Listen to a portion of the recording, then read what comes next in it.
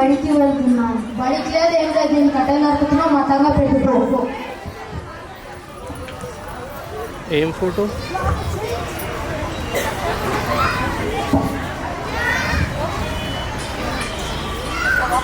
Post post post post.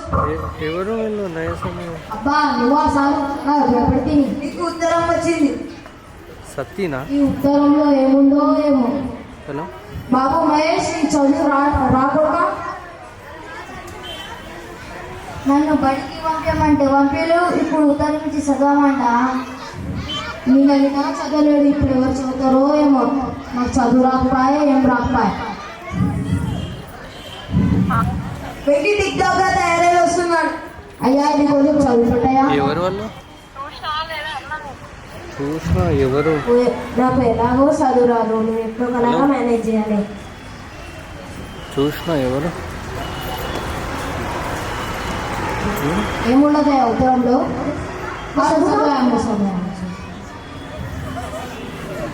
ఈ ఉత్తరం తెలుగులో ఉంది. నేను చదివింది ఇంగ్లీష్ మీడియం, నాకు తెలుగు రాదు. ఏముందో ఏమో, చూస్తేమో టిక్ టాక్ గా ఉన్నాడు కానీ తెలుగు రాదంట. ఏముందో ఏమో.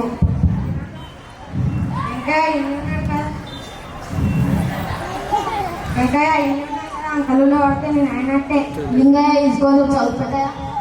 నాకు చదవడం రాదు.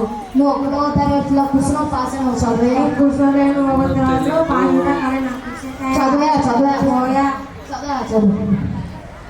ఇప్పుడు ఎవరు చదువుతారో ఏమో. అయ్యా ఇది కొంచెం చదువు పెట్టాయా?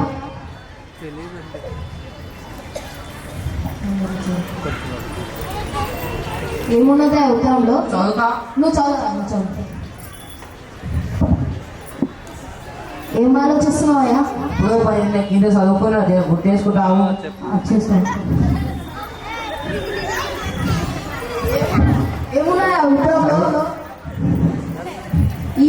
చదువు ఏం రాదు. ఉదయా అప్పుడేమో చదవమని ఇప్పుడేమో వద్దు అంటున్నాడు. చదువుతారో ఏమో.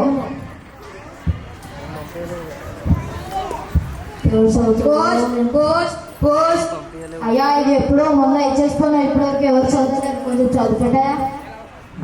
ప్రియమైన అల్లుడు రంగయ్యకు నీ అత్త మామయ్యలు రాయనున్నది ఏమనగా, నిన్న ఆసుపత్రిలో నీ భార్య. అరే ఇంకా కొంచెం చదవమంటే చదవరు కానీ ఏడుస్తున్నారు. ప్రియమైన అల్లుడు రంగయ్యకు నీ అత్త మామయ్యలు రాయనున్నది ఏమనగా, నిన్న ఆసుపత్రిలో నీ భార్య. పోండి ఇక్కడికి వెళ్ళి పోండి. ప్రియమైన అల్లుడు రంగయ్యకు నీ అత్త మామయ్యలు రాయనున్నది ఏమనగా, నిన్న ఆసుపత్రిలో నీ భార్య ఇద్దరు కవలలకు జన్మనిచ్చింది. అంత శుభవార్త చెప్తే ఏడుస్తారా? పోండి ఇక్కడికి వెళ్ళి పోండి. అందుకే రంగయ్య నువ్వు చదువుకోవాలి. నీ ఒక్కగానొక్క కొడుకును చదివించు, వాడైనా బాగుపడతాడు. సరే అయ్యా. బాబు మహేష్ ఇక రానా బడికి పోతాం. నమస్తే సార్. నమస్కారం. ఏం కావాలి? మా పిల్లగానికి, మా కొడుకుకి మీ స్కూల్లో జాయిన్ చేసుకోండి. సరే మీ అబ్బాయి డీటెయిల్స్ అన్ని ఇచ్చి పిల్లగానికి క్లాస్లో కూర్చోబెట్టండి. సరే సార్, ధన్యవాదాలు.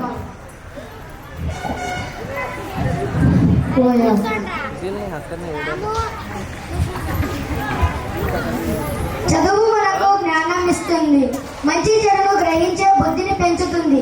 అందుకు చదువును నిర్లక్ష్యం చేసుకోవద్దు. ప్రతి తల్లిదండ్రులు కూడా తమ ఇంట్లో పిల్లలను చదివించాలి. ఎందుకంటే చదువు పిల్లల భవిష్యత్తుకు మూలం. Thank you.